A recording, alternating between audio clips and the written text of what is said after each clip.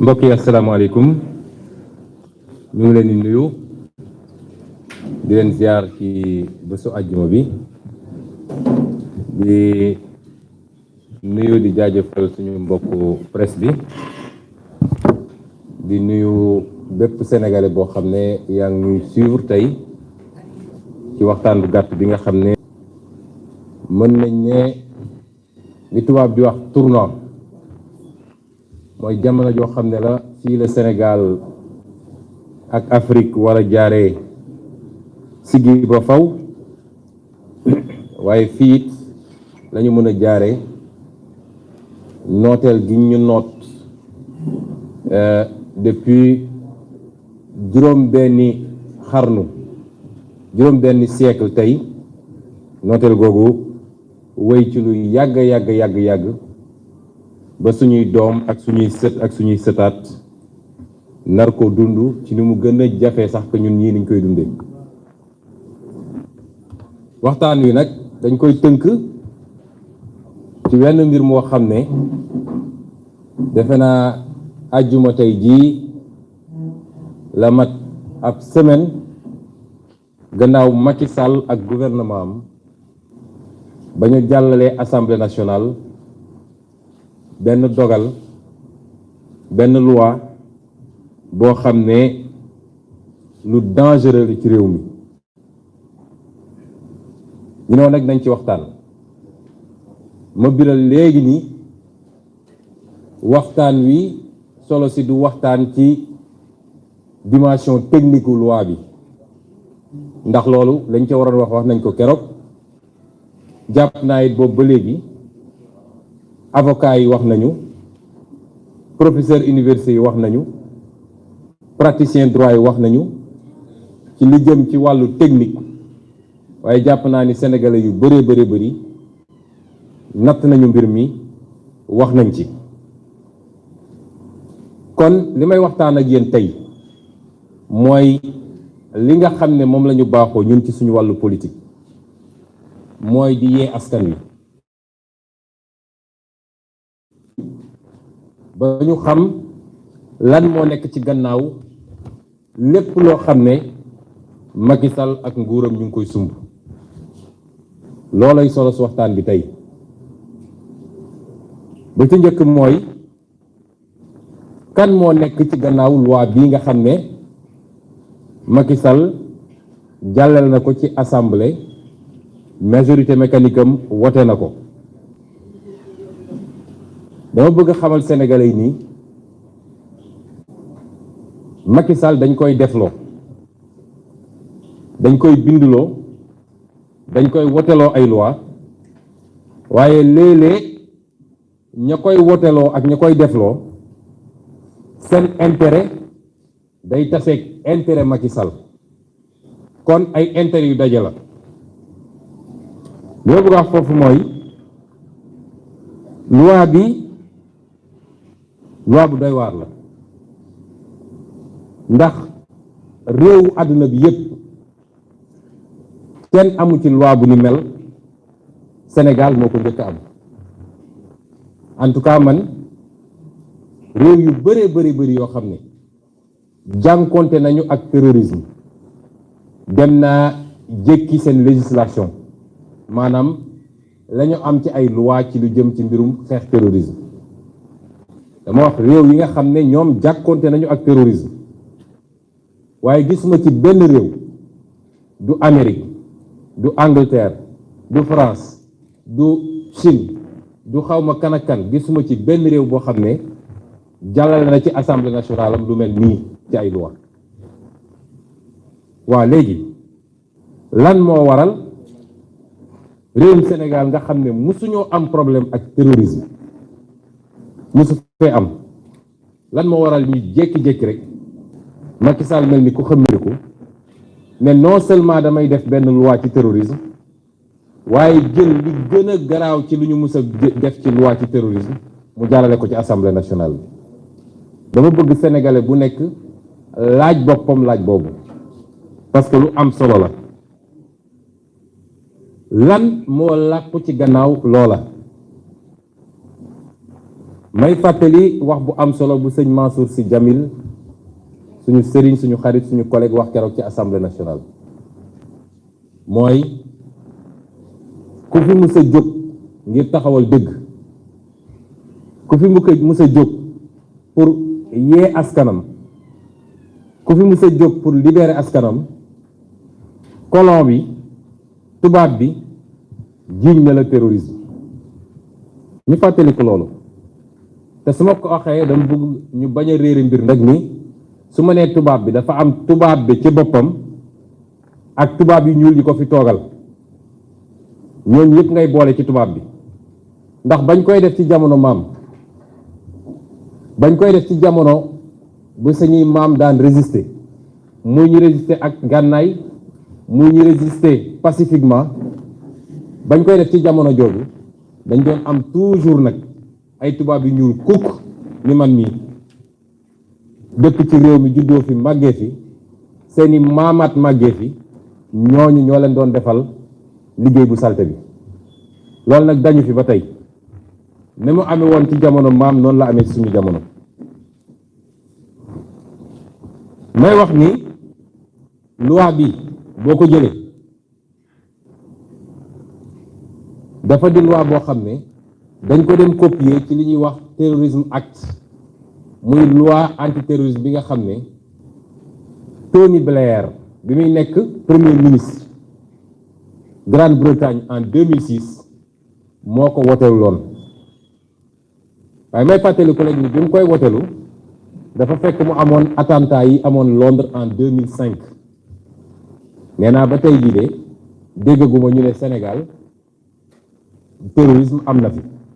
te bu dee ñun rek sénégalais entre ñun terrorisme du fi musa am parce que duñu peuple boobu mais loi bi fa lañ ko jëlee boo jëlee loi boobu jël loi bii Macky Sall jàllale da ngay gis ni dañoo dem copier rek coller ko waaye nag mu am luñ ci yokk ndax am na loo xam ne dans une démocratie kenn sañu ko Tony Blair moom ci boppam am na loo xam ne sañu ko Grande-Bretagne moo tax d'abord ci fond bi li ñuy wax fond mooy li ne ci biir loi bi Tony Blair jëlul woon li ñuy wax les délits de droit commun délit de droit commun mooy lépp loo xam ne masalan délit politique la mooy ku manifester wala ñu ne toj nañ fay affaire wala ñu ne ñaari nit xeex nañu kenn gaañ moromam wala ñu ne nit dugg na fenn sàcc parce que yëpp ñu ci loi bi loolu la ñuy wax délit de droit commun loolu doo ko fekk ci benn législation ci àdduna du Amérique nga xam ne moo gën a jànkonteel ak terrorisme du France du Grande-Bretagne mennum Sénégal moo fi am kon tappale gi Macky Sall di tappale mooy dafa jaare ci loo xam ne àdduna bi yëpp dañ cee dëppoo mu am ay convention yoo xam ne Nations Unies la yoo xam ne Sénégal signé na ko pour la lutte contre le terrorisme mu jaare ci loolu nag daal ci dugal ay mbir yoo xam ne pour faj ay problème boppam la muy ay problème politique loolu mooy caay-caay ak tappale nekk ci loi bi Tony Blair it ba mu koy def toujours léegi ci forme bi laay wax forme bi mooy ba mu koy def bi mu amee yéene def ko daanaka loi bi presque liggéey nañ ci wala discute nañ ci lu mat 1 an ndax 15 juillet 2005 la njëkk a yëkkati projet bi waaye bi mu koy def ministre bi nga xam ne moo newoon ministre de l'intérieur dafa bind porte-parole conservateurs yi ak porte-parole libéraux yi libéraux démocrates yi mooy ñi nekk assemblée nationale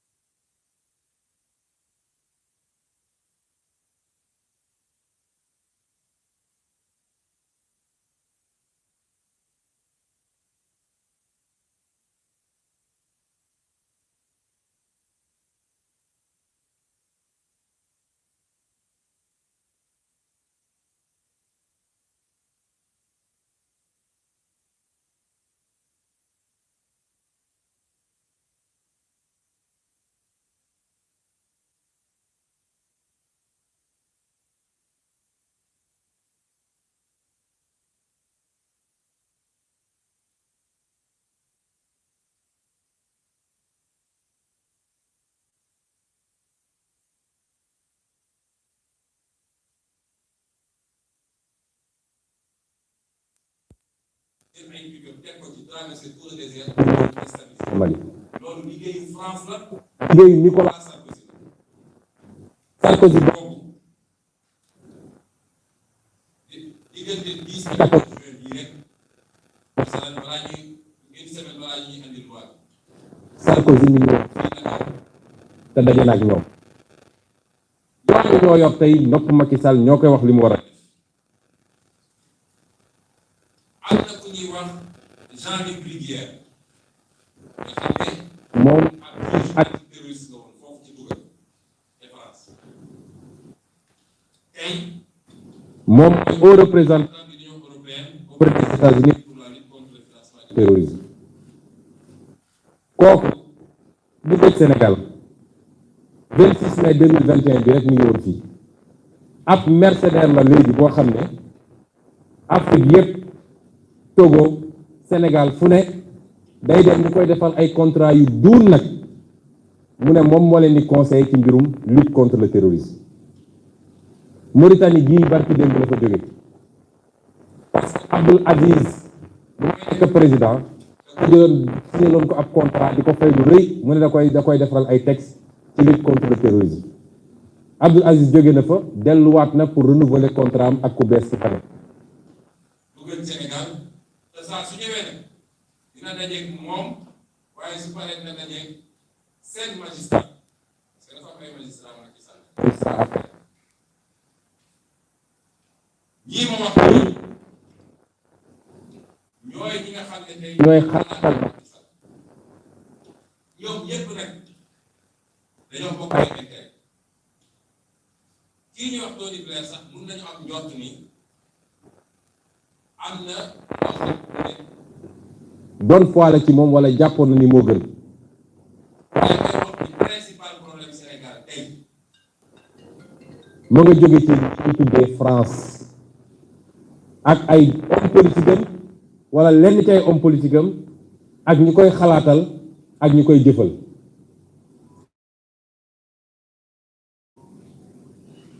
lii ma tudd ni yëpp boole ma ci ñi nga xam ne nag ci ñoom seeni agent secret la ak seeni barbouze li tubaab di wax barbouze mooy ñi nga xam ne ay nit lu yu doy waar la yoo xam ne fu ñu leen yebal ñu dem suñu leen nee réel Massamba ñu rey ko histoire àdduna loolu daf fay yàgg tey am na ay société yoo xam ne ay mercenaires Sall ubbi na leen buntu Sénégal depuis pétrole ak gaz yi Sénégal ba léegi ñu fiy ñëw saa su nekk ñoom la ñuy jëflanteel yéen journalistes yi def leen tuuti recherche rek naa leen ci jox benn am na société bu ñuy wax Covosis SA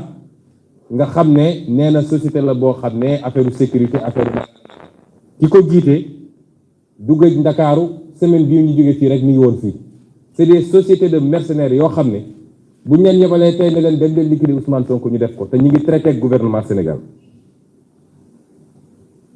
ma wax nag ni ñun soxlawuñu ñi ñëpp ñi ñëpp soxlawuñu leen ñun ubbeeku nañu pour liggéey ñëpp waaye li ñu soxla mooy ay investissement li ñu soxla mooy ay transfert de technologie li ñu soxla mooy luy industrialiser suñu réew waaye ay homme politique yoo xam ne réew lu ñu jot a jiite sax defuñu fa lu ñu leen nawee defuñu ko fa sàkk deful lu ñu ko jóge bu keneen ak keneen tey ñooñu ñaari fan yu nekk seen avion ñëw Sénégal mooy seen paradis léegi bu ñëwee nag nga gis suñu tey bu nekk di fa suñu data center bi boo gisee mi ngi mel ni kuy recevoir yàlla loolu mooy Sénégal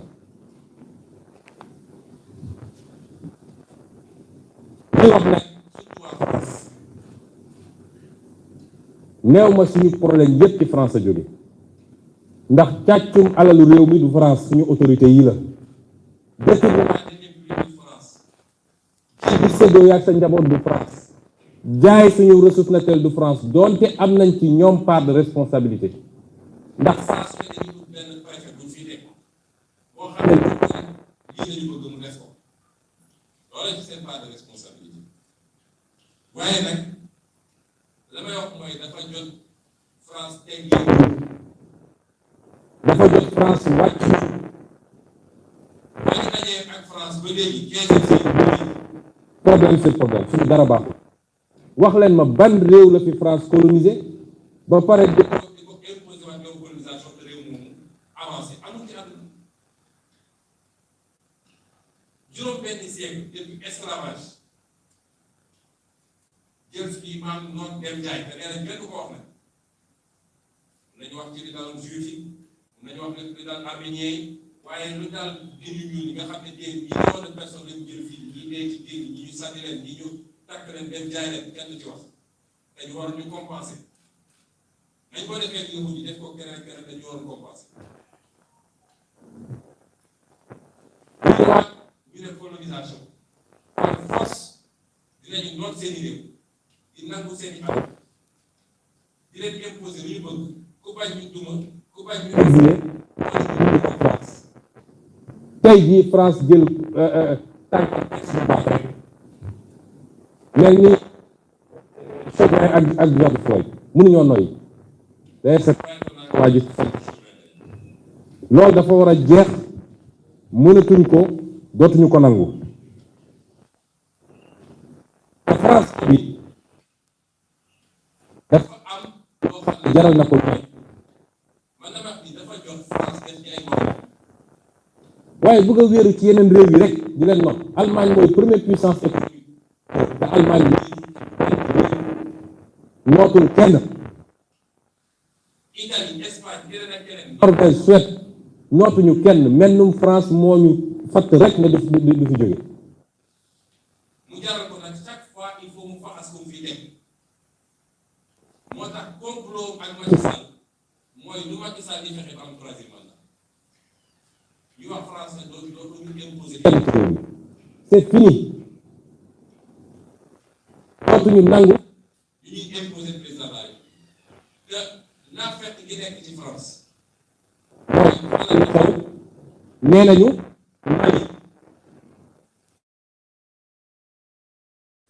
mer nañu Mali yi parce que dañu interrompre processus de transition waxuma processus constitutionnel mais processus de transition bi dañ ko interrompre waaye Tchad nee nañu bravo doomu Idriss Déby bi te kooku dafa interrompre le processus constitutionnel loolu mooy de hypocrisie France la ñuy wax fii ak li ñuy def fële bokkul seen intérêt rek la ñu xam ñu dellu Côte d'Ivoire waaye ñëw ne forcé vidéo baa ngi ci ngeen wax ci biir ne kooku warul am beneen mandat te Côte d'Ivoire ngeen noppi ci dafa ne parce que Russie ay millions de personnes génn nañ di c'est Côte d'Ivoire loolu mooy France ku leen gën a naa fépp ci àdduna amut ñooñu nag ñooñu fatt huit ñooñu ñoo ngemb Macky Sall may wax nag mu leer ñun contre ñu peuple français amul benn problème ak peuple français tey ay sénégalais yu bëri nga dund foofu di fa parfois dund nag ndax la ñu demal France ba suñuy maam di dee Allemagne xeex pour libérer à la France loolu yëpp dafa war a tax ñu am fa ak ñaata sénégalais dund Espagne ñaata sénégalais dund Italie ñaata sénégalais dund États-Unis est-ce que ñun dañoo xeex pour ñooñu kon ñun dañoo am àq foofu war faa dund du privilège te ba léegi li ñuy jël ci suñu réew mënul fay loolu waaye ñun li ñuy wax jóbalewuñ ko ne dañoo contre France li may wax nii ay nit dañ koy wax biir France bis bu nekk mën naa citer ci ñooñu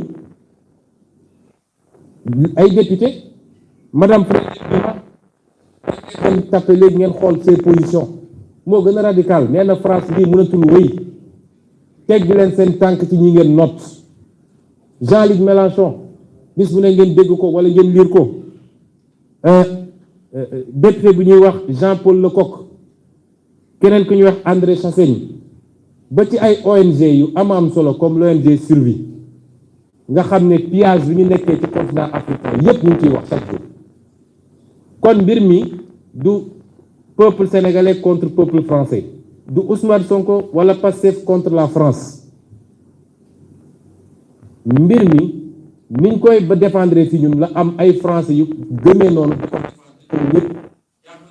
avenir relation diggante Sénégal ak France ci ñooñu la mën a dépendre parce que su France comprendre ni méthode yooyu ñu doon utiliser ñoom jamono Foccart ak ñoom seen méthode yooyu mënatul dem bu boobaa collaboration bi ci yeneen anam mooy gagnant gagnant bu ko comprendre nag dina fi jóge ci anam goo xam ne du ko neex kon ñuy wax tamit nii Macky Sall ñi ñoo ne ci gannaawam lay jubluwaayam nag ñun ñëpp xam nañ ko waaye may profito nee naa Sénégal amul terroriste le Sénégalais ne peut pas être un terroriste buy xëy takk ay ceinture naan mi ngi dem claté boppam wala yëfu dof yooyu amu fi te dinaa ci ñëwaat danger boo xam ne ay nit mun nañ jógee fële comme ni mu amee Mali jaar ci ab désert bu ne yambala nga xam ne ay milliers de kilomètres pour ñoo dal ci Sénégal loolu nit c'est le fleuve Sénégal yor ay pickam yor ay truc ak dañu am ci force de défense et sécurité seen professionnalisme loolu amul Sénégal nañu bàyyi askan wi may laaj Macky Sall prisonniers yooyu mu jëlee woon Guantanamo kenn xamul lan moo tax mu nangu jël leen andi leen Sénégal prisonniers yi anañu ak ñii nga xam ne ay samba boy lañu ay criminels yu mag a mag lañu nga xam ne du tabaski du korité mu gaawantu gracier ci ay nit ñu jël leen professionnel ñooñu noonu lan moo war a tax mu leen libéré na Sénégalais posé wu question yooyu lii nag lan mooy jubluwaay bi foofu laay deuxième point bi jubluwaay bi mooy waaye intérêt yi mun naa ne intérêt Macky Sall ak ñi mu àndal mooy lu ñuy def ba toogaat ci bopp réew mi un troisième mandat lii intérêt tubaab yi mooy naka la ñuy def ñoom ba nii ñu nootee ba am fi toujours ay président yoo xam ne lu ñu ñëw ne leen signé leen ñu ne gongo lii nga xam ne mooy alal gi ñu yàlla jox mooy suñu géej gi suñu pétrole suñu gaz suñu zircon ba léegi xeebatuñu suñu suuf si ñuy bayee sax nañ la ñuy def rek ba mu tegu seen loxo te am ay président de la république yu leen koy daganal ñaari intérêt yi ñoo daje ñooñu nag dañoo gis lu ñu musta gis mooy dañoo gis pour la première fois une menace politique et citoyenne c'est important menace politique et citoyenne parce que mbir mi du ñun rek acteur politique mais conscience citoyenne bi juddu léegi te développé wu rapidement ci Sénégal yi ba ci si wàllu li nga xam ne suñuy valeur la mu am ñu jóg ne ji am na loo xam ne duñu nangu ku ñu ko imposer loolu moo leen jaaxal moo tax may wax ñépp nag gis nga loi bii ndànk lañ koy korkole waaye liñ ci jublu mooy suñu demee képp koo xam ne ñoom la ñu bëgg ak li ñu bëgg a imposer boo nee lii bokkul ak ñun suñu gis-gis ñu dugal la ci organisation terroriste yi masalan ku fi jóg ne ñun d'accord ñu neenal ngóor jigéen ba nit lu ko neex mu génn solo lu ko neexee ne day def gay parade fii Sénégal mooy ay góor jigéen yuy défilé yuy def lu ko neex ku ko wax ne d'accord ba ñu ne kii terroriste la gis ngeen keroog bi ñu defee manifestation contre mbirum góor jigéen ñoom seeni organisation cité nañu ay nit ba jël sax ay xalif généraux ne ñi ay terroriste lañu France na leen interdire bu ñu duggati suñu territoire syndicaliste bu fi jóg di casse droit am ñu ne terroriste la système la ñu bëgg a andi boo xam ne système dictatorial absolu ba benn kàddu gu àndul ak ñoom du mun a jib ci réew mi loolu mooy seen jubluwaay na ko Sénégalais yépp xam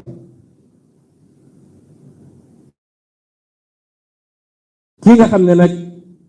mooy parti Pastef moom cible principale la ci Pastef cible principale la ci li tax ma wax ko mooy boo seetee ba seet la ñuy jublu mooy bu ñu waxee ci financement bi par exemple Pastef mooy le seul parti fii au Sénégal ci loo xam ne lu fës la moo fi andi un mode de financement innovant et participatif mooy nañ ko tàmmee woon di def. parce que Pastef pas-pas moo ko la. ñu am pas-pas yëpp nag moo xam ci wàllu diine gis nañ ko ci daayira yi moo xam ci wàllu association quartier moo xam ci association politique da ngeen naan la ñuy def ñun dañuy dajale suñu doole ñun defal ko suñu bopp ndax bëgguñu dépendre ci kenn bëgguñu ay lobby ne suñu gannaaw bëgguñu ay intérêt yu lëndëm nekk suñu gannaaw moo tax Pastef taxaw ne ñun dinañu def appel sénégalais yépp nag xeebuñu ci kenn ku ci am sa téeméeri dërëm ba ci ku ci am sa 100 millions boo ko yéenee boo gisee sa bopp ci li ñuy xeex te jàpp ni lii njëriñu réew mi la nga yéene ko jëkkatil nga joxe. bañ ko defee temps yële yàlla def sénégalais yi tontu ci bu baax ñu am ci lenn loo xam ne sax daanaka bëriwul ndax lañ ca am yépp moom Macky Sall ba muy dem Fuuta lam fa dépensé ëpp na la ñu dajale ñun ñëpp pour def suñu tournée nationale waaye loolu tiital leen ngeen dégg tuuj boobu mu teg ci ministère de l'intérieur nga xam ne moo gën a dangereux luy danger Sénégal attan naa jaay waa këram yépp pour ay intérêt personnel am ngeen dégg ko mu taxaw menacé ne day dissoudre Pastef ñoo ngi koy xaar parce que loolu la ñu bind ci loi bi dama ne àdduna ba mu daj réew àdduna yépp américain bu dëkk France am na sañ-sañu joxe cotisation ci parti républicain wala parti démocrate allemand bu dëkk Sénégal am na sañ-sañu joxe cotisation ci CDU buñ ko toppee bu baax sax dafa mel ni kon ku nekk Italie bokk sab daayira ngeen dajale seen addiya ne da ngeen di andi ay terroriste ngeen wala seen financement terroriste la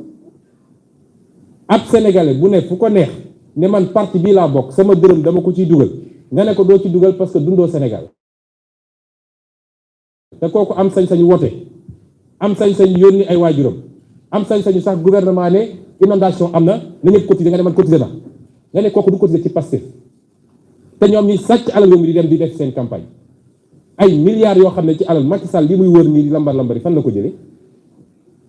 ban waa APR moo cotisé oto yi muy dawal fan la ko jëlee ñun ñu ne la tuuti li ñu mën a am ci Sénégalais yi ñu ne ko fi def ñu tas sa parti nous les attendons.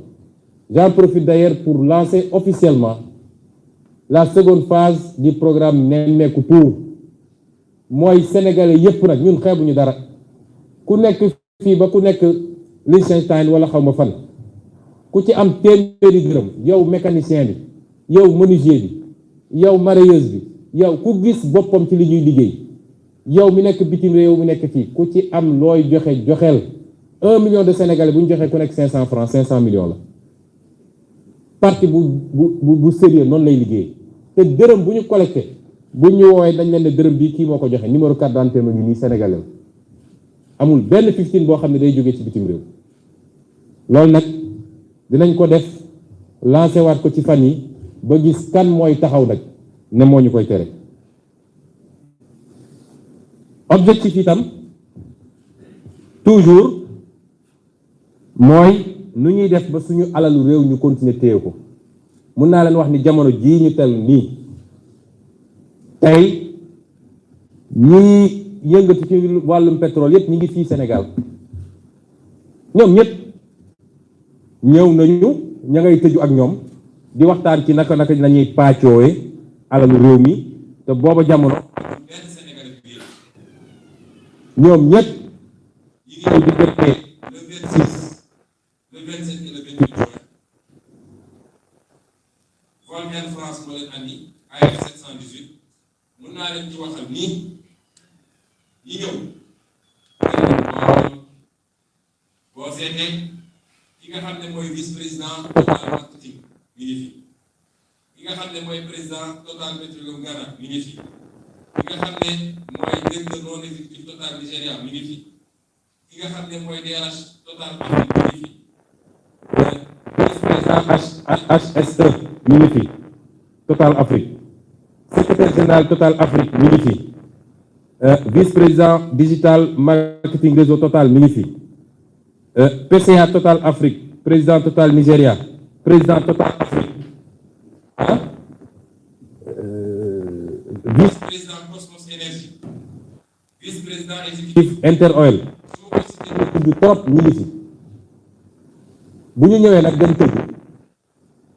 nga xam ne seen waa ji lu mu signature lu ko def signé mu signé ñu dem def la ñuy def sur le dos du peuple sénégalais li ma waxoon ci sama programme depuis 2019 wax ko avant programme bi wax ko ci sama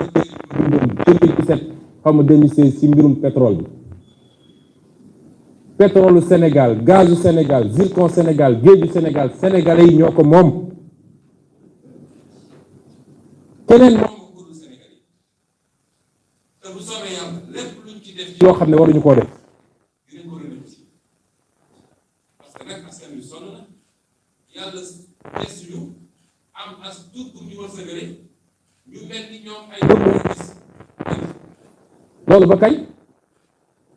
ñu koy nangu te foofu nag laa bëgg a insister Sénégal yëpp laay waxal rawatina nag vous la jeunesse de ce pays da ngeen war a décomplexé wu parce que nag noot gi ñu noot d'abord noot psychologique la nekk sa réew amoo sañ-sañ ne lii mooy sama intérêt réew lii baaxul sama réew koo waxal mu ne la way mooy France ils sont trop puissants mooy tur ñii dañuy dal sa kaw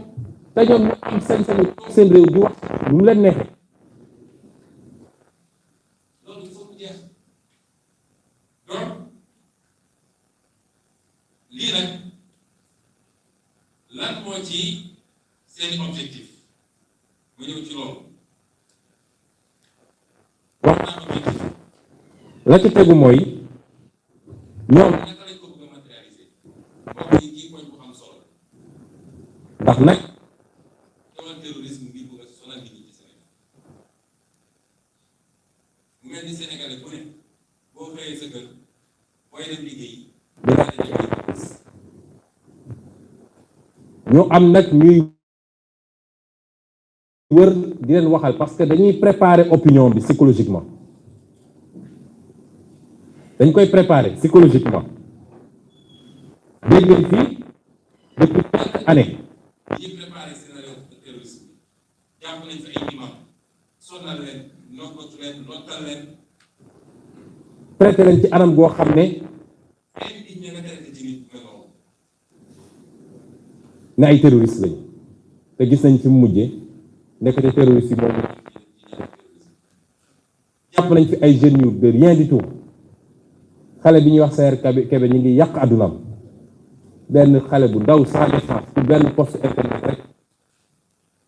Serigne Bassirou Gueye mel ni nag bu ñu xamtal ci ndaw xale bi sonal ko 8 ba dégg naa sax léegi am na problème psychologique loolu yëpp pour gëmloo Sénégalais yi ay ngàncax terroriste la ñu am ci réew. dégg ngeen bi fi événement yi amee mois de mars ministre de l'Intérieur taxaw ci télé bi naan ay terroriste laak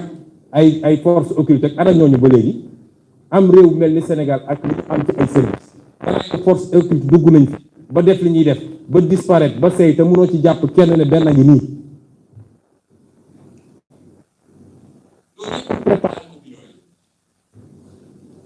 dégg ngeen ministre étranger moom it mbërër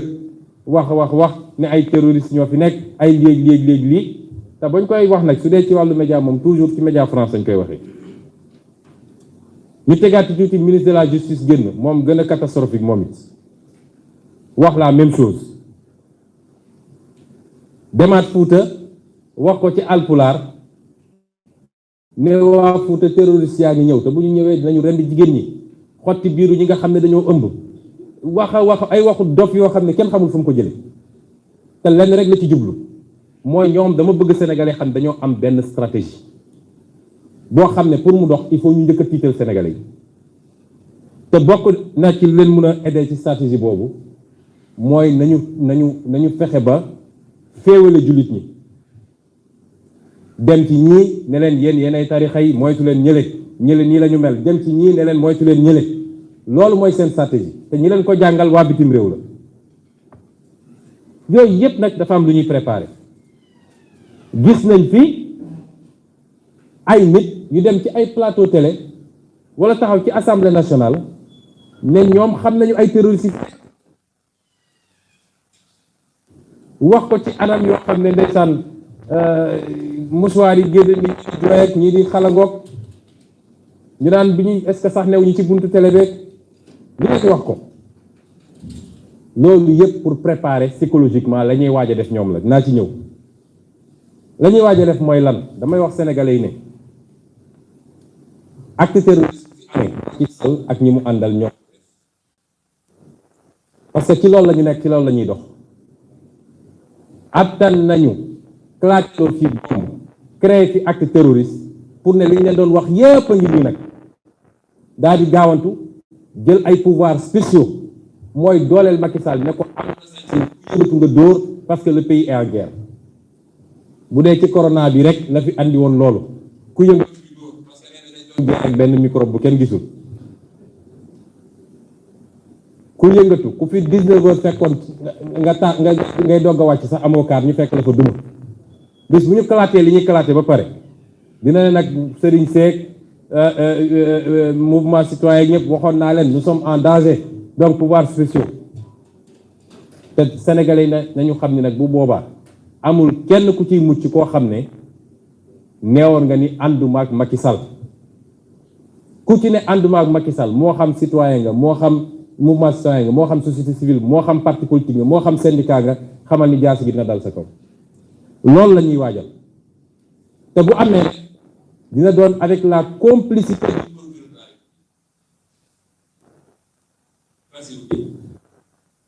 parce que nu nit mu ne taxaw ne man xam naa ay terroristes Sénégal waxoon benn détachement GIGN damay jël si guddi ay nit di lambar ci télé di ko wax ne serait-ce qu'à titre de témoin, ça veut dire qu'ils sont complices. loolu ñu ciy teel a addu teel cee wax sénégalais yi parce que dafa am loo xam ne ñun duñ ko mën a nangul kenn seeni méthode nag xam nañ ko mooy li France defoon Mali mooy la ñuy def Burkina bu ñu duggee ci réew dañuy fexe ba commencer attaquer force de défense et de sécurité wax naa ni loolu dina jafe fii Sénégal parce que duñu réew te suñuy force de défense et de sécurité bi wax ji bëree ba bëri te 4 avril lieutenant gendarmerie armée ñoom ñëpp taxaw nañ ne li ñu wax amul. waaye ñooñu ku ñu doyul kan moo leen doy ay politiciens di wër naan terroriste ngi fii ñi nga xam ne ñoo suñu kaaraange ne loolu amul boobu ba léegi ñu ko ne duñu fàtt ba wotee loi bu mel nii kon musiba am na kon lii la Macky Sall di waaj ma wax ko Sénégalais yi te pour mu réussir ko nag il faut mu téye ay banqaas bokk na ci magistrature bi wala justice bi suñu nee justice bi nag du magistrat yëpp waaye dafa am ñeent ba juróomi poste yoo xam ne dégg naa waxtaan naa ak benn magistrat mu ne ma bi ñu nee dañuy proposer ay réformes ay Burkina Faso fii lañ doon ñëw di jàng ci ñun léegi raw nañu parce que Burkina Faso boo demee poste magistrat bi appel à candidature ak candidat dañuy magistrat bu remplir ay critères dossier ko bëggee Sénégal Macky Sall da leen ne poste procureur poste doyen des juges cour suprême conseil constitutionnel ak xawma ban kooku moom mënuma bàyyi ñu def ko loolu parce que ban njëriñ la am su ma mënul ne tëjal leen ma këli ko waxee moo tax poste yooyu ñooy musul Sénégal li ñuy waaj yëpp nag il faut ñu téye loolu te téye nañ ko yokk ay âge de la retraite yu boy 65 ans 68 ans yokk salaire xam ne ñëpp xam nañ ki ñu doon pour téye ñaar ñu fexe ba commandement force de défense et sécurité rawatina police ñu teg fa ñoo xam ne ñu leen di déggal la même su dee liñ leen di sant baaxul ci askan bi ma ciy profité nag di wax général Moussa Fall ñoo koy félicité ci nomination di ko ñaanal yàlla mu oyofal ko yenn bi waaye na doon un républicain d'honneur et un homme de loyauté. Pas vis-à-vis de Macky Sall, waaye vis-à-vis de son peuple. ndax bu dee am na ay galon yoo xam ne Macky Sall la ko takkal na xam ni statut gendarme bi mu am askan wee ko jox bu muy judd ba léegi. na am la même dignité que Augustin Tine am la même dignité que ki jiite woon police ba jóge fi te mu xam ni combat politique du combat am combat politique diggante ñun acteur politique yi la c'est pas le rôle de bu dee nag dafa joxe assurance nii dina livrer ay opposants à Macky Sall nit ñi ko waxee te mu fàttaliku nag ni fu askan lëm mu jógee ne ki ne ñu ko jiite d'accord ñoo yow nga xam ne dëgg bi askan bee ko yor fu askan jóg ay millions de personnes jóg ne d'accord bu boobaa dëgg bi askan wee ko yor mënul nekk ci dëkk ci loxo ki yor pouvoir la kon nañu gérer ak maanute lu ko may nag dinañ fekk askan wi may lancer appel force de défense et de sécurité yi yéen ñii nga xam ne yéenay nekk ci troupe yi yéen ñi nga xam ne yéenay exécutants yi nga xam ne yéen a yor commandement intermédiaire yi bu leen kenn def loo xam ne contre votre peuple la bu leen ko nangu jaru ko benn nit ak njabootam ak ay nitam jaruñu ko bu leen ko musa nangu comme ni ngeen ko musa defee te nag da ngeen di vérifier seen munitions parce que gis nga événement mars bi fi amee man dañ maa interpellé envoyé ma sax ay nit yi doon wax ay mais dañuy def comme ni ñuy def réewu Afrique yi mooy munitions yi ñu leen di jox yi ñuy wax arme bal yi nga xam ne bal blanche la normalement warul rey dañuy fexe ba jaxase ay bal réel moo xam ne day mel exactement bu ñu tiiree rek benn ñëw nekk ca bal réel la mu andi problème bu ñaar ñeent dee rek nit ñi dañuy daw parce que Sénégal kon dañ ci bàyyi xel dañuy vérifier seen jumtukaay bu leen kenn def loo xam ne day dal ci kaw askan wi parce que yéenay askan wi amul lu askan wi dund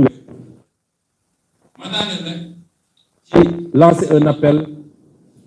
aux Sénégalais et aux Africains rawatina ndaw ñi diaspora bi élite intellectuelle yi kilifa diine yi jigéen ñi bu leen nangu ku leen lëndëmal li ko yëngale ko ëpp doole dafa am lu tegu ba pare mooy révolution mooy moment suñu bopp waay àdduna yëpp mënul yeewu ne comme des Afrique européen ñoom bi ñu yeewoo kenn xamul kañ la man noonu àdduna colonisé ñu intégrer et cetera ba léegi ñu ngi yeewu nag américains yi yeewu te ñooñu nag la ñu war a jël exemple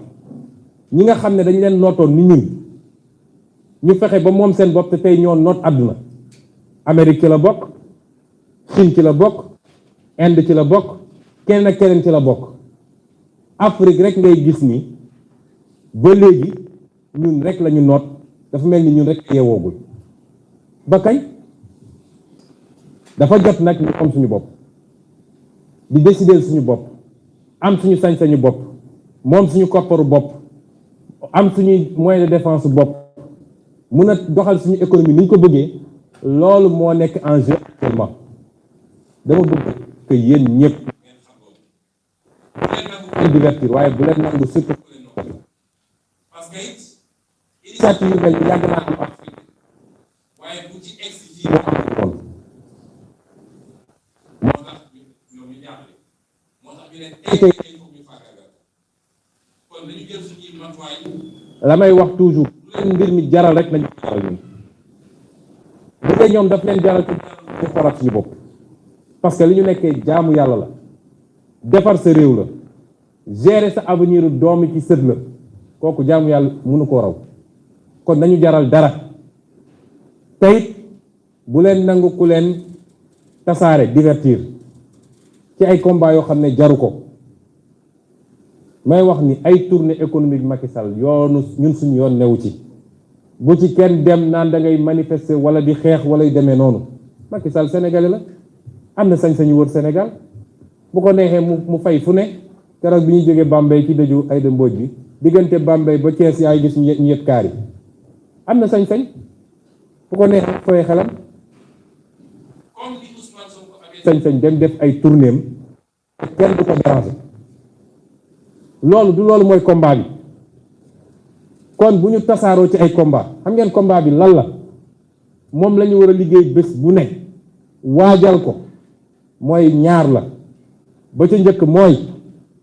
dootuñu fi nangu fii Sénégal ku ñu noot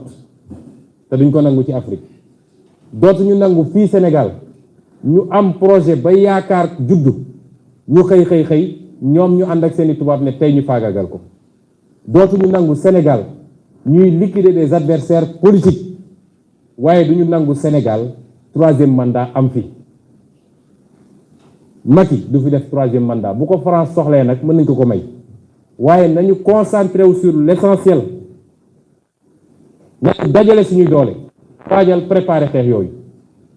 parce que su dee moom daf ñoo bëgg a woon ni am na fit dina xam ne ñu ko ëpp fit la fi fekk loolu mbokk yi la ñu bëggoon wax ci lu gàtt ci lu jëm ci lii te du lu tuuti nag ma bëggoon ñépp bàyyi ci xel ñépp xam ni la ñuy ruumanaat ak li ñuy waajal mun na yàq lu bari ci réew mi comme nag yàlla daf ñoo féete fii ñu féete il faut ñuy àddu la ca des nag sur le débat technique wax naa dañ ci continuer wax. Je remercie tous ceux qui sont venus assister à cette prise de parole qui nous permet de revenir sur des pans entiers de l'actualité relativement à cette loi liberticide, cette loi vicieuse, dangereuse qui a été votée il y a de cela une semaine à l'Assemblée nationale. La question qui mérite d'être posée, elle est très simple. Pourquoi le Sénégal, un pays qui est un havre de paix, un pays qui n'a jamais été confronté au terrorisme ou à des actes de terrorisme, pourquoi ce pays-là éprouve subitement le besoin de se doter d'une loi contre le terrorisme, mais une loi beaucoup plus liberticide que les pays qui sont confrontés à ce phénomène depuis très très longtemps. Quel dessein inavoué se cache derrière cela? Je rappellerai simplement le discours de notre aîné, notre papa, notre guide et notre collègue à l'Assemblée nationale, M. Serigne Mansour Sy Djamil, qui de manière éloquente, pertinente, avait rappelé l'autre jour sur la tribune de l'Assemblée que le colon, et je veux qu'on retienne que le colon n'a pas disparu, il est encore là sous une autre forme, que le colon, à chaque fois qu'il y a eu des velléités de contestation de sa domination, de son exploitation et de ses méthodes, a utilisé ce levier pour accuser les contestataires de terroristes. Depuis la colonisation jusqu'à présent, c'est ce que nous vivons. Tous les résistants, armés ou pacifiques, ont été traités de terroristes à un moment ou à un autre. Donc il n'y a rien de neuf. Ceci dit, je dis simplement aux Sénégalais que cette loi est la copie conforme du Terrorism Act de Tony Blair de 2006. Mais seulement, M. Blair n'avait pas osé aller aussi loin que Macky Sall.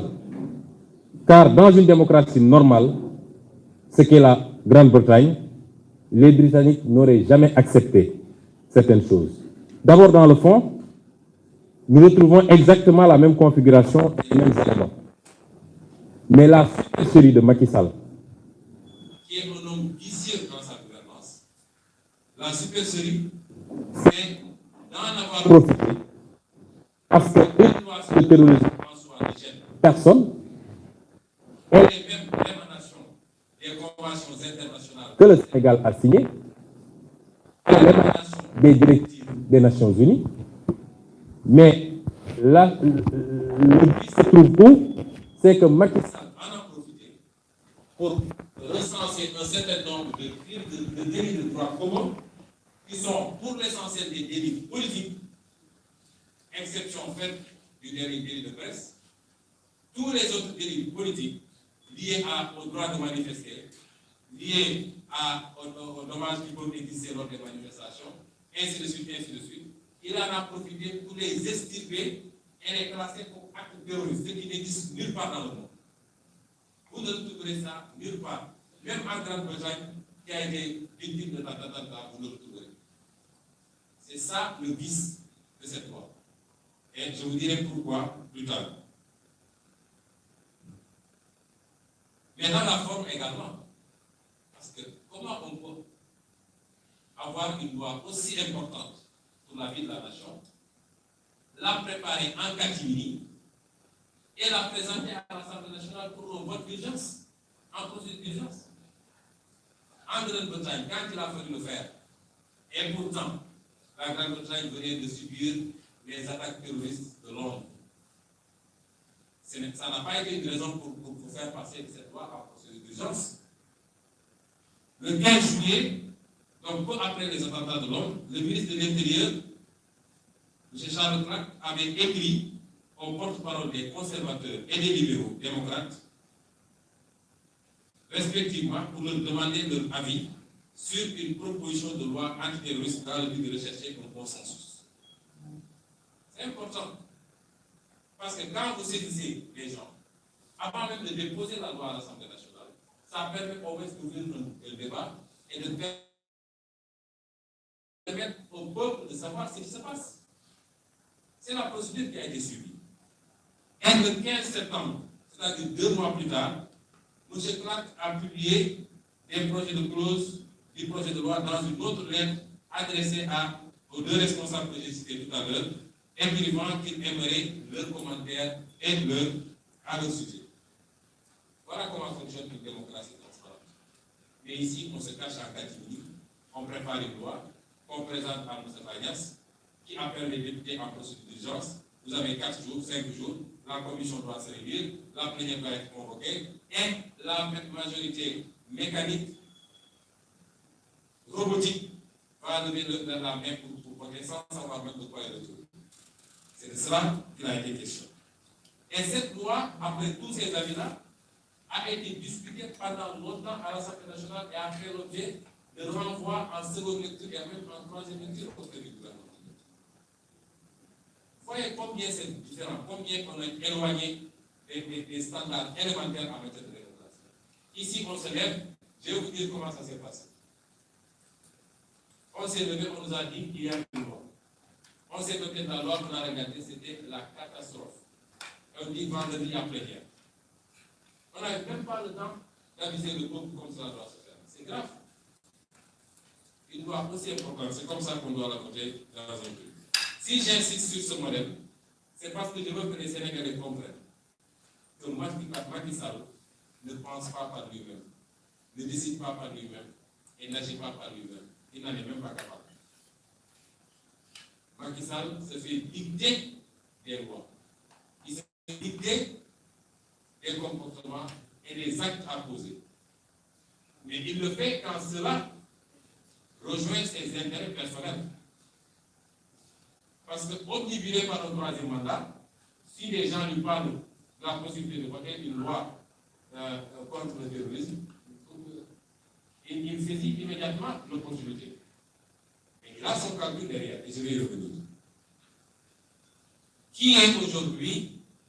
qui sont ceux qui souffrent dans l'oreille de Macky Sall? Il faut que les Sénégalais le sachent. Si j'ai commencé par l'exemple britannique,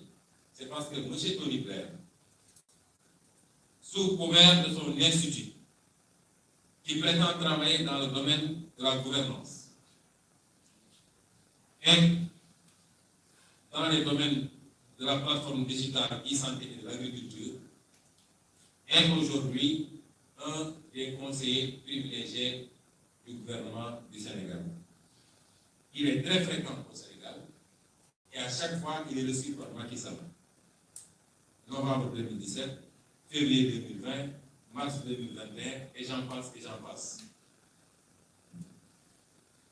Pas plus tard qu'hier, vous avez vu dans la presse qu'il se targuait d'un entretien entre Abdoulaye Diouf Sarr et Tony Blair par vidéoconférence où Abdoulaye Diouf Sarr lui présentait les problèmes qu'on a dans la gestion du Covid et Blair aurait permis de les aider avec des applications développées par l'université d'Oxford, etc., etc. Voilà des hommes qui sont devenus très influents. Il y a de manière générale un valet des anciens présidents, des anciens premiers ministres. Matteo Renzi était en même temps que Tony Blair au mois de mars au Sénégal. Et officiellement pour la lutte contre la Covid et la campagne de vaccination. Mais nous savons ce qui se passe. Nous savons qui est M. Tony Blair, spécialiste de la manipulation ethnocentriste au Kosovo, en Irak, au Libye, via son cabinet de conseil stratégique. N'oubliez pas qu'il était à l'origine de la guerre d'Irak, parce qu'il était celui qui tenait l'hypothèse d'armes nucléaires dont Saddam Hussein se serait doté, ce qui s'est révélé faux. Ces gens-là qui aujourd'hui ont pignon sur lui et sont les conseillers de Macky Sall. Il y a M. Nicolas Sarkozy, l'homme qui nous avait traité d'attardé historique, que nous ne serions pas suffisamment ancrés dans l'histoire, que nous sommes dans l'éternel recommencement, l'homme qui a fait liquider Mohamed Kadhafi, déstabiliser la Libye et déstabiliser le Mali, parce que nous savons que le Mali a été déstabilisé à partir du problème libyen. L'homme qui a fait assassiner lâchement Kadhafi. Cet homme-là aujourd'hui, dont même la France ne veut plus, poursuivi d'ailleurs, cet homme est fréquent au Sénégal. Je vous dis que sa dernière visite en date, c'était du 10 au 14 juin. Il a quitté la Côte d'Ivoire où il était avec Jean-Luc Le Drian pour piquer sur Dakar et se faire recevoir avec le tapis rouge par toutes nos autorités. Et ces gens-là qui souffrent à l'oreille de Macky Sall. Il y a M. Jean-Luc Viguière, ex-juge antiterroriste français, qui est aujourd'hui haut représentant de l'Union européenne auprès des États-Unis pour la lutte contre le financement du terrorisme. Il était à Dakar il y a à peine un mois, puisqu'il était à Dakar le 26 mai 2021. Ce monsieur s'est doté d'un cabinet de conseil en matière de lutte contre le terrorisme et a signé des contrats juteux un peu partout en Afrique. Il était au mois de septembre 2020 en Mauritanie pour renouveler son contrat. En réalité, c'est un spécialiste de la traite des opposants africains. Tout opposant africain est terroriste pour lui.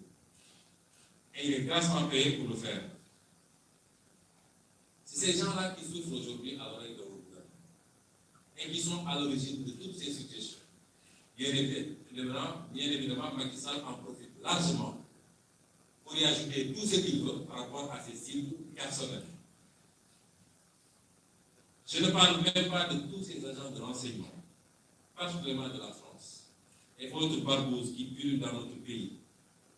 toujours prêts à exécuter les basses besognes comme du temps de Focard. Parce que les méthodes sont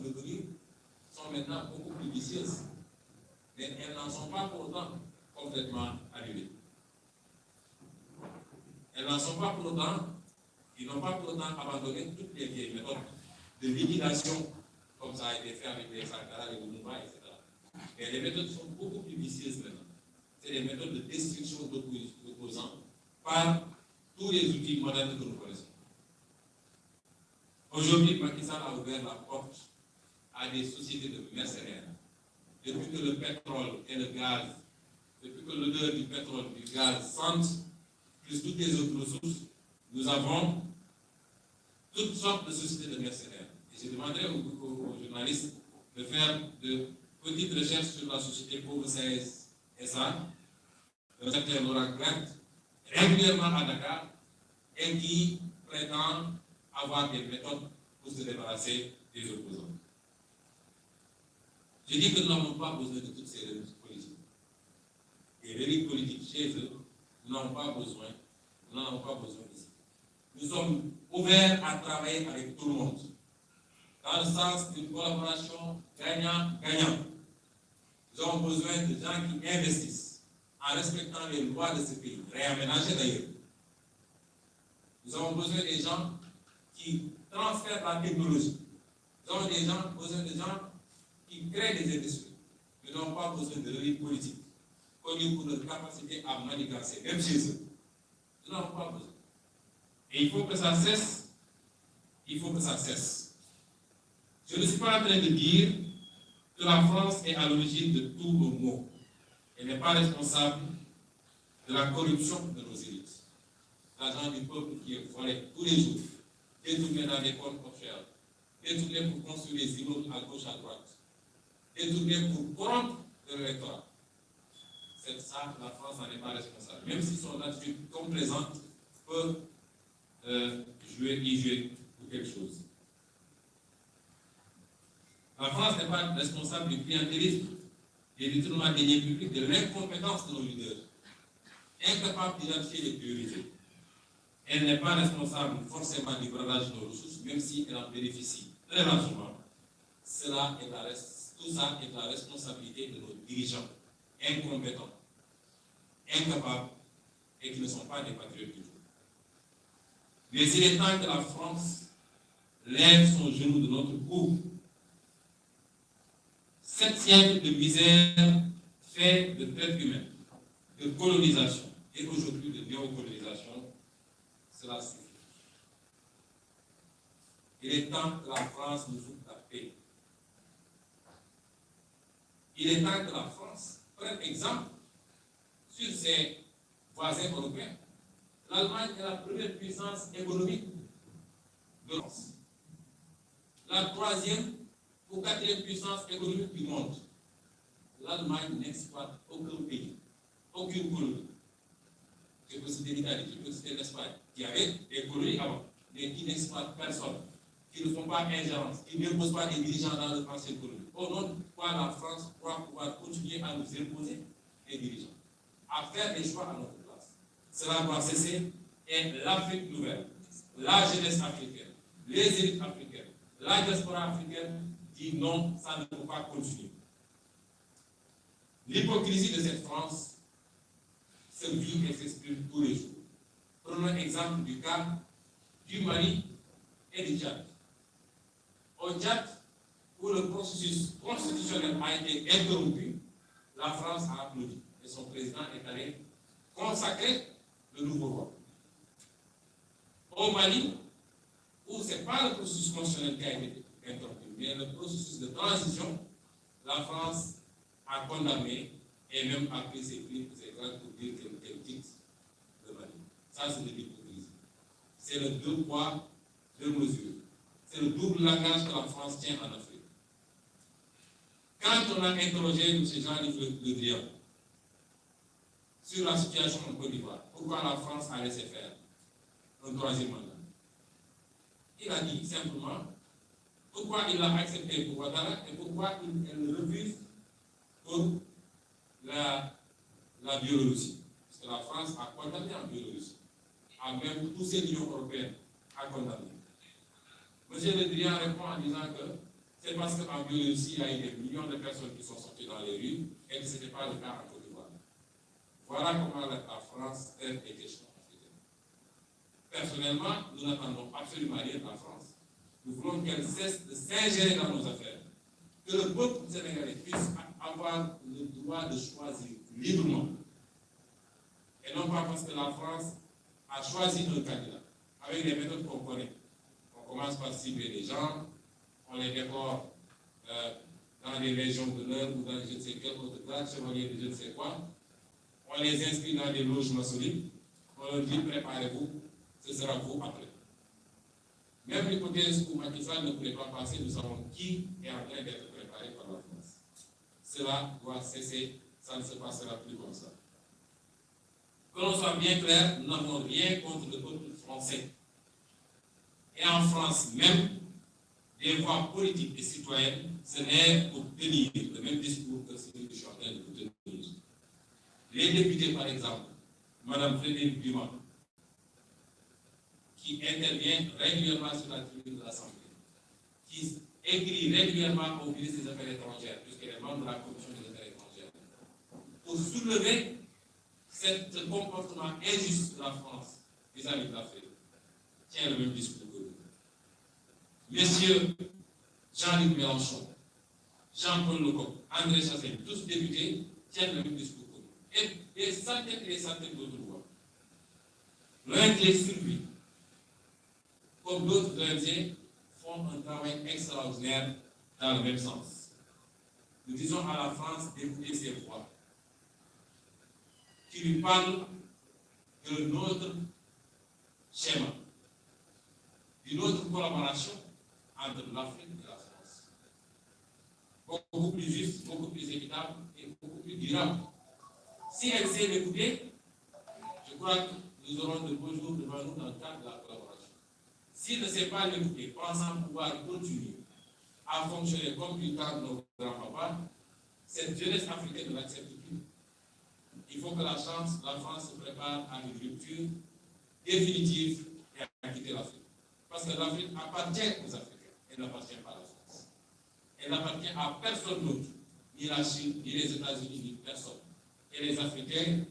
veulent prendre le destin en main enfin.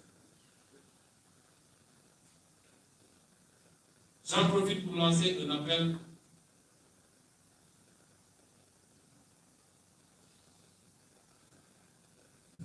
pour poser un certain nombre de questions d'ailleurs au président Macky Sall, puisqu'on nous parle de terrorisme à longueur de journée. Qu'est-il advenu des prisonniers de Guantanamo qu'il avait fait transférer au Sénégal pour une raison que personne ne connaît? Nous n'avons aucun rapport avec ça. Nous ne sommes pas mêlés ni de près ni de loin à ces questions de terrorisme. Pourquoi a-t-il fait transférer ces prisonniers et que sont devenus ces prisonniers? Que deviennent ces dizaines de criminels? Je parle de crimes de sang, qu'il fait libérer à l'occasion de chaque fête profitant des grâces présidentielles et qui seraient recyclés dans des entreprises pour préparer des attaques ou des expéditions contre les opposants à son régime. Et l'exemple de ces nervis ne rassure pas. Mais la question également qu'il faut se poser, c'est quels sont les objectifs visés par tout ça? Les objectifs visés, c'est de perpétuer un système unique, un système contre le peuple sénégalais, qui dure depuis 60 ans ou même plus, qui dure, j'allais dire, même depuis l'esclavage jusqu'à la colonisation. L'objectif, c'est d'imposer un troisième mandat par tous les moyens possibles. S'il faut passer par des cadavres, il passera par des cadavres. L'objectif, c'est de museler l'opposition. Toute opposition, citoyenne comme politique. L'objectif, c'est de classer des partis politiques dans le registre de partis terroristes pour pouvoir les dissoudre et emprisonner leurs leaders. Désigner tous ceux qui se battent pour des causes considérées comme contraires aux valeurs qu'on veut nous imposer, les désigner comme des terroristes ou appartenant à des organisations terroristes. Je veux dire par là que si, par exemple, dans le cadre de la lutte contre l'homosexualité au Sénégal, les Sénégalais se constituent pour dire nous ne sommes pas d'accord,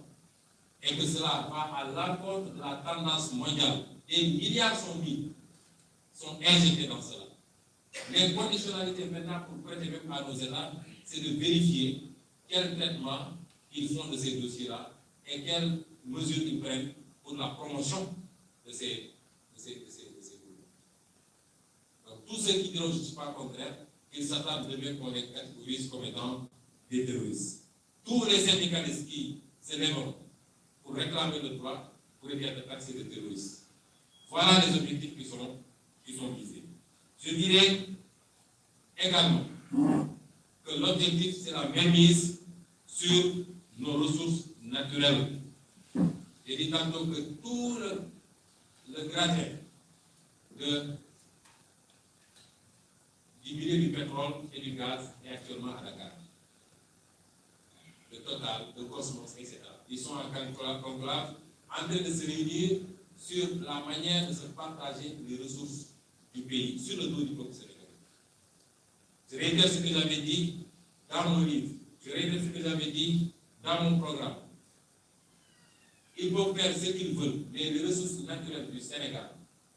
la terre, les ressources du sous-sol, les ressources halieutiques,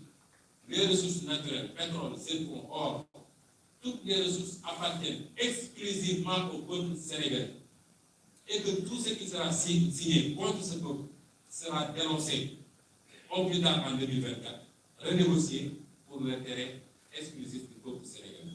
Nous sommes ouverts, nous ne sommes pas dans une dynamique de Darcy, nous travaillons avec tout le monde, mais dans un cadre gagnant-gagnant. Il est temps que l'Afrique se réveille et que nos peuples puissent bénéficier de nos ressources naturelles, que nos peuples puissent bénéficier de notre indépendance et de notre souveraineté. Cette loi vise particulièrement notre parti, parce que particulièrement. Pourquoi? Parce que les dispositions qui portent sur le financement sont orientées vers PASTEF. PASTEF est le seul parti qui, ouvertement, peut-être que d'autres le font sans qu'ils soient aussi médiatisés, mais c'est parce qu'on est transparent qu'on médiatise. Si on avait quelque chose à cacher, nous n'aurions pas fait des levées de fonds ouvertes à tous les publics, ouvertes même aux médias, nous ne l'aurions pas fait. Mais l'objectif, c'est quoi? C'est de pouvoir classer les organisations politiques comme organisations politiques terroristes et interrompre tout processus de financement participatif par les Sénégalais. Mais tout Sénégalais, où qu'il se situe dans le monde, tout Sénégalais qui a quelque chose à donner, nous sommes ouverts à collecter, parce que ce projet est un projet du Sénégal, pour le Sénégal, par les Sénégalais, il doit être financé par les Sénégalais. Donc, il pille les ressources de l'État pour aller faire leur campagne. Avec quoi Macky Sall est en train de faire ses tournées politiques actuellement? Avec les véhicules de l'État, le carburant de l'État, l'argent de l'État. Et nous, on ne compte que sur nos compatriotes qui croient à ce projet-là, et on dit, vous ne le ferez pas dans ce pays. Nous lançons un appel à tous les Sénégalais, et nous les attendons. Parce que le cousin qui l'a placé au ministère de l'Intérieur et qui s'est permis de nous menacer la dernière fois, quand il s'est agi de faire des levées de fonds, menacé par cette dissolution, nous attendons de pied ferme. Mais nous lançons un appel aux Sénégalais, menuisiers, mécaniciens, marailleurs, chauffeurs de taxi, tous ceux qui croient à ce que nous faisons, immigrés, celui qui a 500 francs, celui qui a 1 million, celui qui a 100 millions, nous sommes ouverts à collecter ces fonds-là pour les destiner exclusivement à mener ce projet qui nous est cher, qui est cher à ce pays, qui est cher à l'Afrique, à son terme. Et je dis que c'est comme ça que ça se passe dans tout le monde. Dans toutes les démocraties sérieuses, c'est les militants et les militantes, c'est les sympathisants et les sympathisants qui font. Comment ils vont matérialiser maintenant cette loi? Cela est important, j'attire l'attention des Sénégalais. Depuis des mois, ils sont en train de préparer. L'acte qu'ils posent montre que c'est ce qu'ils préparent. Ils ont d'abord commencé à parler de terrorisme, ils se sont acharnés sur des imams. L'imam Ali Ndom en a fait les frais. Torturés pendant des mois pour aboutir à rien. Le jeune Sayer Kébé, pour un petit poste Facebook de rien du tout. Et tellement il y a un tel acharnement du procureur sur ce jeune que, d'après les nouvelles qu'on m'a données, il aurait même des problèmes psychologiques. Un jeune qui a repris ses cours tranquillement, qu'on poursuit en appel. On s'acharne parce qu'on veut beaucoup faire croire aux Sénégalais qu'il y a des terroristes derrière chaque quartier. Il y a les éléments de langage qu'ils utilisent dans les médias mainstream. Il y a les déclarations du ministre de l'Intérieur lors des événements du mois de mars. Il avait dit, d'ailleurs lui c'est l'homme de l'opération Pinet-Laprade. Nos amis journalistes, quand vous le rencontrez, demandez-lui c'est quoi l'opération Pinet-Laprade. Même pour comploter contre les opposants, il faut des noms de code français. Vous avez entendu toutes ces déclarations disant que les Sénégalais qui manifestaient c'était des terroristes. Vous avez entendu les déclarations du ministre des Affaires étrangères qui semble avoir complètement perdu la boussole de la pauvre dame sur France 24, qui chantonnait la même chose. Vous avez entendu les déclarations du ministre de la Justice. Oui, c'est la calamité. C'est une catastrophe ambiante. Et vous avez entendu ces déclarations. D'abord, dans une télé, alors jusqu'à accuser même les leaders qui sont des professionnels qui gagnent leur vie à la suite de leur front. Et vous l'avez entendu au Fouta, terroriser les populations du Fouta en disant qu'ils sont là, ils vont venir, ils vont vous égorger, ils vont éventrer les femmes enceintes. Après, on se dit, est-ce qu'on est dans le même Sénégal? Mais tout ça, c'est calé dans un agenda. C'est d'abord préparer les gens avec un discours avant de poser les actes et de pouvoir en tirer les conséquences. Vous avez vu des Sénégalais sur la tribune de l'Assemblée ou sur des plateaux de télévision dire qu'eux, ils ont connaissance de l'existence de terroristes, ils savent même où ils sont. Dire qu'il y aura des attaques sur des lieux très précis. Dans quel pays du monde quelqu'un dirait ça, le procureur ne réagit pas? Dans quel pays du monde? Ousmane Sonko a dit cela. Dans les secondes qui suivent, c'est un détachement du GIGN qui vient de le recueillir. Pas de militaire. Avec monote, carbone, tout ce qu'il faut. Et ces gens-là sont en train de déambuler tranquillement. Donc, le jour où il y aura des attaques terroristes, je le dis aux autorités religieuses, je le dis à tous les Sénégalais, sachez que ça vient avec la complicité du procureur de la République, qui s'acharne sur CRTV, qui s'est acharné sur Imam Alilon, mais qui laisse des gens déclarer avoir connaissance de terroristes, les avoir localisés et qui ne convoquent même pas ces gens. Parce que c'est dans le complot, c'est dans le plan. C'est des techniques qui sont utilisées pour choquer les populations, pour les choquer. Mais l'autre technique, c'est de créer la division entre les communautés. Et c'est pourquoi ils parlent de mausolée de ceci, etc. Pour dire à telle communauté, faites attention à telle autre communauté, c'est eux qui veulent s'en prendre à vous. C'est des méthodes que nous connaissons très bien et qui leur sont enseignées par des services de renseignement étrangers. Et donc, subitement, le Sénégal est devenu un pays confronté au terrorisme. Nous rencontrons tous les jours des terroristes en marchant dans la rue. Chacun en a chez lui peut-être, au point de justifier une loi aussi liberticide prise par Macky Sall. Une certaine presse même se spécialise maintenant sur la question du terrorisme, de la défense, et tente de faire des rapprochements extrêmement hasardeux du moins. Et avec tout ça, malgré tout ce qu'on a dit, jusqu'à présent, on ne nous a pas identifié les terroristes, les groupes occultes. Je dis que c'est des mensonges. Il n'y a pas de menace terroriste parce que la gendarmerie et l'armée l'ont dit le 4 avril en disant tout ce qu'ils disent raconte leur vie. Et on ne peut pas avoir ici à vous comme information. C'est ces gens-là qui gèrent notre sécurité. Il faut qu'on arrête de mentir aux Sénégalais dans un dessin strictement politique, c'est-à-dire avoir un troisième mandat et pour les étrangers, continuer à avoir la même mise sur notre économie et nos ressources naturelles. C'est faux. Vous voyez, vous imaginez le Sénégal, des gens qui quitteraient le Mali ou la Mauritanie avec des pick-up qui traverseraient le fleuve Sénégal avec des armes lourdes du moins pour venir occuper une partie du territoire avec l'armée que nous avons, la gendarmerie que nous avons. Vous imaginez cela au Sénégal? C'est faux et archi-faux. Les seuls terroristes, c'est eux, et c'est parce qu'ils sont obnubilés par le pouvoir. C'est eux parce qu'il y a des intérêts occultes derrière, appartenant au même logement du maçonnique, appartenant aux mêmes intérêts étrangers. C'est ça qui se passe aujourd'hui au Sénégal. Et il est temps qu'on le dise sans prendre des gants. Parce que tant qu'on sera là à tourner autour du pot, ils pourront continuer à désinformer. Donc, pour réussir cette entreprise, Macky Sall, il lui faut également une mainmise absolue sur les piliers de la justice. Et c'est pourquoi il refuse les réformes de la magistrature. Quand les gens sont allés le voir pour dire, même le Burkina qui venait copier sur nous a complètement dépassé. Parce que là-bas, quand un poste est vacant, on fait appel à candidature. Il a dit non, vous pouvez le faire ailleurs, mais le poste de procureur, le poste de doyen des juges, la Cour suprême et le Conseil constitutionnel, entre autres, je n'accepterai jamais qu'il y ait appel à candidature.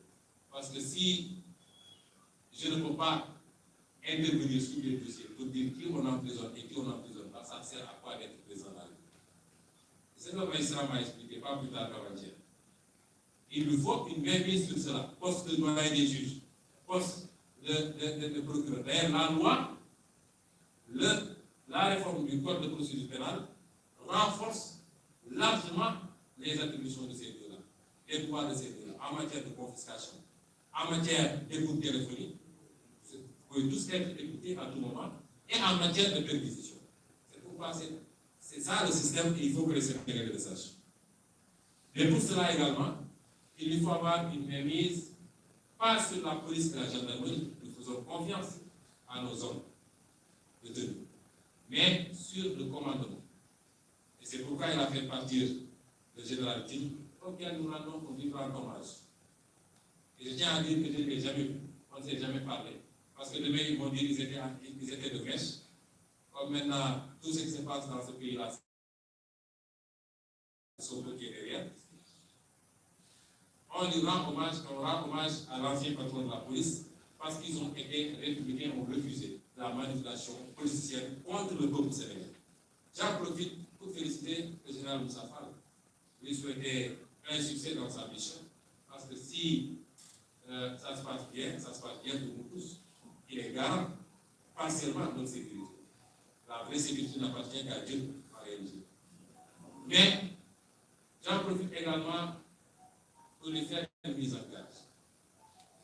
Les forces de défense et de sécurité doivent rester en dehors de la compétition politique. S'il doit les galons à Macky Sall, il doit tout au peuple sénégalais. Qu'il a vu naître, qu'il a formé, qui lui a offert l'accès à l'école publique, qui lui a permis d'être circulé comme gendarme, qui l'a rémunéré, donc qu'il sache qu'il ne sert pas un homme et sa famille, qu'il ne sert pas un homme et son parti, il sert le peuple sénégalais. S'il s'est engagé à livrer des leaders politiques à Macky Sall, qu'il revienne en arrière parce que ce n'est pas ça qu'on attend de lui. Mais mieux encore, je lui dirais que à chaque fois qu'un peuple s'est soulevé pour dire non à un dirigeant, ça veut dire que le dirigeant a tort. Et une bonne armée, une bonne gendarmerie, une bonne police, dans ces situations, doit s'aligner systématiquement derrière son peuple et non pas tirer sur le peuple. Aux forces de défense et de sécurité, je dis n'acceptez jamais qu'on fasse massacrer votre peuple. Personne n'en vaut la peine, et surtout pas Macky Sall. Restez en dehors des contingences politiques. Continuez à être les professionnels que nous connaissons. Continuez à assurer notre sécurité à tous, autant celle de Macky Sall que celle de Ousmane Sonko, que celle du laveur de véhicules qui est là, devant la porte. Ils sont tous des citoyens sénégalais. Mais restez à équidistance dans le jeu politique. Chers amis, le Sénégal ne doit pas être le nouveau terrain de jeu de l'Occident. Après l'échec de la lutte contre le terrorisme au Mali, au Burkina, nous sommes à un tournant décisif pour notre continent. Et notre génération a une responsabilité immense. Il s'agit de grands enjeux mondiaux. Nous sommes actuellement dans la cour des grands. Et chacun d'entre nous doit s'élever au niveau de ces enjeux. Ne perdez plus de temps dans les débats inutiles sur les réseaux sociaux. Tel a dit ceci à tel a insulté tel a... Ce n'est pas ça les enjeux. Ne vous laissez pas distraire. Ce n'est pas ça les enjeux d'aujourd'hui. Il nous faut être grands pour faire face à de grands enjeux. Nous ne devons pas manquer ce rendez-vous, mais cela suppose que chacun et chacune d'entre nous s'élève à la hauteur de ces enjeux. Les Européens ont compris depuis longtemps,